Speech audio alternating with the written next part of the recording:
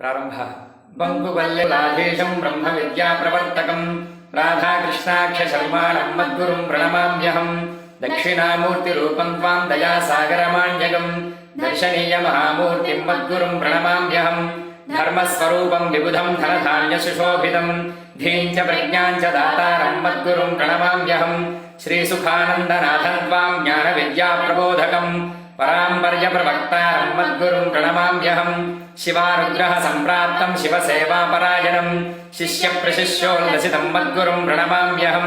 शिष्यप्रशिष्यदच्छिष्य सन्ततिः अस्य विद्यते पुण्णामनरकाभावं मद्गुरुं प्रणमाम्यहं दानधर्माद्यनेकानि यज्ञयागांस नित्यशः